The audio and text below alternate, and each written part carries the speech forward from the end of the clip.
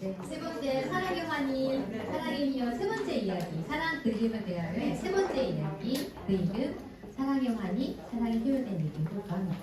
사랑이 씁쓸하기도 하고 아프기도 하지만 또 그만큼 달콤하고 짜릿하고 그건 또 이루 말할 수 없을 겁니다. 사랑이 우리가 사랑에 대한 시를 제가 찾아보다가 이 시를 발견했어요. 맞추시는 분께 선물을 좀 드릴까 합니다. 희연이가 현빈에게 쓴 시예요. 네, 사랑해. 못 살아. 글씨만 봐도 몇 살인 것 같은데. 너랑 나랑 같이 걸어 다녔을 때 눈을 감고 걸어갔어. 그동안 땡땡땡땡 네 글자입니다. 맞추시는 분께 선물 드리겠습니다. 그동안 고마웠어는 이별 아닙니까? 그동안 고마웠어는 이별. 근데요, 네. 그동안 행복했어? 즐거웠어. 네, 그동안 두 분 계속 이별을 그동안 이게 사랑이신데 그동안 행복했어, 즐거웠어는 두 번째 이야기에 나오면 앞에 주셔서 그러시면 안 되는데 선물을 말씀해 주셨으니까 드리도록 할게요. 우리 안 대표님께서 선물을 좀 준비해 주셨거든요. 또 혹시 그동안 땡땡땡땡 아시는 분, 연주자분들도 우리 성악가분들도 맞추셔도 괜찮아요. 그동안 사랑했어? 사랑을 했다. 정답은 아니지만 선물 받았으니까 요거는 엄마 주세요.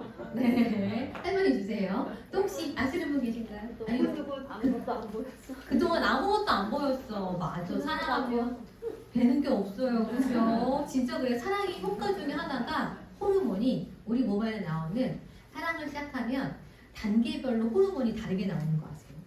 그런데 가장 강력한 사랑을 할 때, 강렬한 사랑할 때 나오는 호르몬이 도파민 호르몬이 나오면 눈앞에 되는 게 없답니다. 네.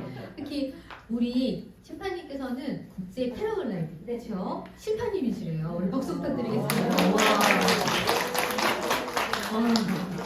네. 뒤에 계신 분은 또 국제 탁구 심판님이시네요. 네. 심판님 두 분이시고, 네. 어머니 같이 오시고, 딸이랑 오셨네요. 그렇죠? 와, 가족이 3대가 오신 거네요. 문화를 때는 3대가 오는. 와, 그런 거가 너무 멋있는데요. 심판님 두 분이시지만 저는 심판하지 않으셨으면 좋겠습니다. 네. 좋아요. 눈에 아무것도 안 보여. 또 혹시 생각나는 거? 기다렸어. 그동안 기다렸어. 역시 기다림을 굉장히 중요한 사랑으로 받으시는 분이에요. 좋습니다. 선물 드리겠습니다. 네. 네. 너만 봤어. 너무 봤어. 그래서 저만 보시더라고요. 선물 드리겠습니다. 네, 박수 부탁드릴게요. 혹시 또 이쪽에서 맞추고 두근두근. 그동안 두근두근했어. 맞아요. 사랑하면 두근두근 거립니다. 선물 드릴게요. 네. 그런데 이거 너무너무 정말 시인은 따로 없어요. 사랑을 하면 시인이 되나 봐요. 정답 공개할게요. 그동안 꽃이 피어났어. 너랑 같이 길을 걸어가는데, 그늘을 갖고 걸어가는데 그동안 꽃이 피어났대요. 너무 멋있죠? 그 아이랑 있는 그 시간, 꽃은 없지만 꽃이 피어난 거예요. 계속 아름다움이 내 안에 가득한 거죠. 꼭 강렬한 따뜻한 감정이 아니라고 하더라도 제가 사랑을 할 때 이렇게 꽃이 피어나는 것 같은 아름다움이 생기나 봅니다. 우리가 근데 말도 안 되죠. 사실 과학적으로 보면 말이 안 되는 거 아니겠습니까? 어떻게 같이 걸어가는데 꽃이 피어나 라고 하는데 제가 궁금했어요. 사랑을 하면 왜 이런 일이 생기지? 밤새 통화해도 안 피곤해. 근데 한 1년 사귀면 막 피곤하잖아요. 그 먼 길도 막 다녔는데 한 2년 지나면은 우리 여기서 각자 집으로 가자라고 하면서 어느 중간 지점을 만나게 되기도 하고요. 그렇죠? 왜 그런 걸까요? 그게 사랑을 하면 우리 몸 안에 있는 호르몬이 좀 나오는데요. 오늘은 사랑, 환희, 그 희에 대한 호르몬을 소개할까 하는데요. 처음에 상대방이 호감을 느낀 단계에서는 이상한이라고 하는 부위에 도파민이 분비되는데, 도파민은 강력한 약간 중독 현상을 하는 거죠. 아주 강력한 감정을 갖게 되죠. 이후에 열정도 사랑이 되었을 때는 페니레타나민, 그리고 사랑의 완성 단계에 있었을 때는 옥시토신이라고 하는 호르몬이 평상시에 5배나 나오고 안정된 사랑이 되면 그때부터는 엔돌핀이라고 하는 호르몬이 나온대요. 그러니까 사랑도 단계별로 호르몬이 달라지는 거죠. 그렇죠? 그러니까는 어떻게 보면 처음부터 이렇게 페니레타민 막 이런 것들이 막 강력하게 나오면 육체적 사랑을 막 강력하게 갈구하는 걸 수도 있겠네요. 사랑하면 우리가 달라지는 이유는 호르몬에서 우리가 찾아볼 수 있기도 한데요. 또 하나 우리가 기억해야 될 것 중에 하나는 우리가 이렇게 사랑하면 왜 눈에 보이는 것도 없고 왜 달라지는 걸까? 사랑에 빠진 사람들에게 이 호르몬이 나오면 불가능이 없게 된대요. 그러니까 불가능하다. 그러니까 한계를 못 느끼게 한대요. 도파민 호르몬이 나오면 그 먼 길이 안 멀게 느껴지고 걸어가도 정말 다리가 안 아프고 밤새도록 통화를 해도 정말 잠을 안 자도 그냥 괜찮을 것 같은 그 느낌? 바로 이게 페닐에타라민이라고 하는 이 호르몬이 우리 몸 안에 각성제 같은 역할을 해서 계속 각성되는 느낌. 그래서 계속 내 눈에 너만 보이는 거고 불가능한 것도 가능하게 보이는 거고 온통 그 사람을 사랑하게 만든다고 하네요. 근데 우리가 페닐에타라민은 진짜 좀 이렇게 강력한 호르몬이거든요. 근데 아까 호르몬 중에서 우리가 서로 이제 육체적 관계를 갖고 정말 사랑하는구나 라고 느끼면 나오는 호르몬, 평소보다 5배로 많이 나온다는 호르몬 혹시 뭔지 기억하시나요? 아시는 거? 옥시토신. 오, 두 분께 선물 드리겠습니다. 맞아요. 옥시토신을 박수 부탁드리겠습니다. 옥시토신이라는 호르몬이 나오는데 근데 이 호르몬은 꼭 사랑을 육체적 관계 이후에만 나오는 호르몬이 아닌 거 아세요? 실제로 여성이 아이를 낳으면 나오는 호르몬이 옥시토신입니다. 지구상에 있는 생물체 중에서 가장 자신의 종족을 돌보지 않는, 자신의 새끼를 돌보지 않는 게 바로 들쥐거든요. 근데 이 수컷 들쥐에게, 수컷 들쥐는 자기 새끼가 생겨도 절대 돌보지 않아요. 그런데 이 수컷 들쥐에게 옥시토신을 갖다가 넣으면 엄마보다 훨씬 더 잘 돌본다는 거 아니겠습니까? 네. 그래서 우리 안에 이 옥시토신이라는 호르몬이 있을 때 서로를 사랑하고 더 많이 안아주고 싶고 돌보주고 싶은 마음이 생긴대요. 그러면 나는 아직 사랑을 하고 싶은 마음도 없는데 내 안에 이 옥시토신이 막 분비됐으면 좋겠다. 그러면 어떻게 하면 좋을까요? 혹시 방법이 있을까요? 옥시토신이나 호르몬의 또 다른 이름은 호르몬이에요. 누군가가 안아주면 옥시토신이 분비가 된대요. 그런데 잠깐 안아주는 거 말고 좀 많이 안아줘야 돼요. 감독님, 저 좀 봐주세요. 잠깐 일어나 주세요. 어느 정도 안아야 되느냐.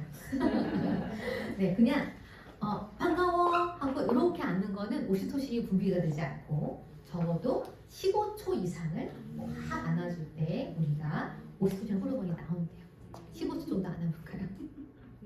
심장과 심장을 맞대고 서로의 심장이 뛰는 것을 느낄 때 그제서야 따뜻해, 안정이 됐어 라고 하면서 우리 몸 안에서 옥시토신 호르몬이 분비가 된다고 하네요. 그럴 때 이제 우리가 이 사람을 연민으로 바라봐주고 더 따뜻하게 돌봄의 상대로 바라보게 되는데요. 어떻게 저를 좀 다르게 고맙습니다. 네, 박수 부탁드리겠습니다. 그러니까 사랑이 없어, 다 호르몬이야 이렇게 얘기하지만 호르몬이 있는 것 같기는 해요. 근데 중요한 건 그 호르몬도 언젠간 없어지는 거지만 우리가 노력을 통해서 이 사랑을 유지할 수 있는 거죠. 이 정도로 강력한 사랑은 얼마나 강력한지 아마 작년에 그림 도토리라고 하는 프로그램에서 이 두 그림을 소개했었는데요. 혹시 이 그림 아시나요? 왼쪽에 여러분 보실 때 왼쪽의 그림은 파블로 피카소의 꿈이라고 하는 작품이고요. 오른쪽에 있는 건 클린트의 에밀 블랙의 초상이라고 하는 작품입니다.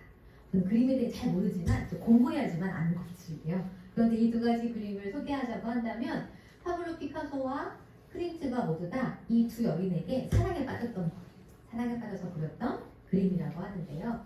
특히 이 파블로 피카소와 클린트는 색을 밝힌 화가예요. 그 색이 그 색도 포함된다는 거. 네, 색색이기도 하지만 그 색도 포함될 정도로 굉장히 카사노바 같이 네, 작가였죠. 화가였죠. 특히 파블로 피카소의 이 꿈이라고 하는 작품은 말이라고 하는 소녀를 그린 건데요. 우연히 말이라고 하는 17살의 소녀를 지나가다가 만나게 되고 그때 파블로 피카소는 46살이었나요? 그렇죠. 그래서 17살의 소녀를 보고 반해서 마리와 동거를 시작을 합니다. 피카소 사망 후에도 그런데 피카소 사망 후에도 이 마리는 피카소를 정말 사랑했는지 뒤따라 죽었다고 얘기를 하네요. 중요한 거는 피카소가 이 마리를 정말 사랑했었구나라고 느끼는 이유가 있습니다. 왜냐하면 마리를 만난 이후에 작품의 화풍이 달라졌기 때문이에요. 훨씬 더 마리를 만난 이후에 훨씬 더 이 책 파트류의 화풍이 완전히 꽃을 피웠다고 하는 거예요. 이렇게 사랑은 그 사람이 하는 일에도 영향을 미칠 뿐 아니라 강력하게 영감을 주는 유지 역할을 하기도 하죠. 클린트의 에밀리 플렉의 표상이라고 하는 이 그림도 에밀리라고 하는 여성을 그린 겁니다. 실제로 클린트는 14명의 찢어소송에 끌려들 정도로 굉장히 카사노바인데 그리고 굉장히 독신주의자였는데요. 12살이었던 에밀리를 26살 때쯤에 만나요. 근데 만난 건 아니고 실제로 에밀리의 언니의 그림 선생님이었어요. 그러다가 언니의 그림 선생님을 보다가 반한 거예요. 그래서 나중에 에밀리가 계속 짝사랑을 하다가 클린트랑 그 사랑이 이루어지는 건 나중에 이루어지긴 하지만 실제로 결혼합니다. 둘이 결혼한 게 아니라 에밀리의 언니와 클린트의 동생이 결혼을 하게 되면서 사돈관계가 되는 거예요. 너무 비극적이죠. 하지만 나중에 둘이 서로 사랑을 하게 되고요. 어느 정도로 사랑을 했냐면 글자 혐오증이 있던 클린트가 에밀리에게 400통의 러브레터를 보냈을 정도로 네, 글자 혐오증이 있었는데 그 정도로 편지를 써서 자기 사랑을 고백했다고 하고요. 하지만 여전히 클린트는 굉장히 카사노바였지만 생의 마지막 순간에 이렇게 쳤다고 합니다. 숨이 다 잦아들 때쯤에 에밀리 이렇게 얘기하고 죽었어요. 그때 저희 엄마가 죽을 때 말하면 뭐하냐고 가슴 없다고 라고 말씀하긴 하셨지만 그래도 클린트의 가장 많은 뮤즈들이 있었고 많은 여자들이 있었지만 그 숨을 다할 때 자신이 부르고 싶었던 여성은 에밀리였다고 하고요. 실제로 에밀리를 그렸던 화풍과 다른 여성의 나치를 그렸을 때 그 그림은 완전히 다르거든요. 에밀리는 항상 옷을 입고 있고 굉장히 화려한 장식을 하고 있지만 다른 여성들은 누드하기도 하지만 굉장히 그냥 누드 화지처럼 그린 거예요. 그리고 뒤에 골드 배경과 함께 다양한 색이 들어가 있는 장식을 보면 얼마나 클린트가 에밀리를 사랑했는지를 알 수 있다고 이야기를 합니다. 그녀를 만나고 그의 화풍이 달라졌던 파블로 피카소와 우리 클린트의 이야기를 하면서 사랑은 이렇게 사랑을 변하게 하면서 그 사람에게 강렬함을 주는구나 라고 느낄 수 있을 것 같습니다.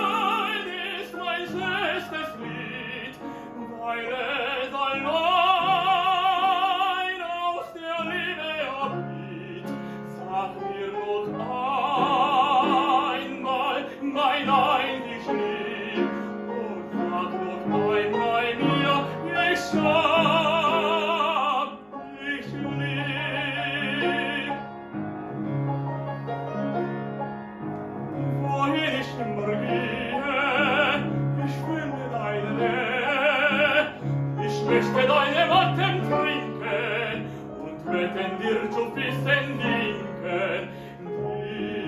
Dir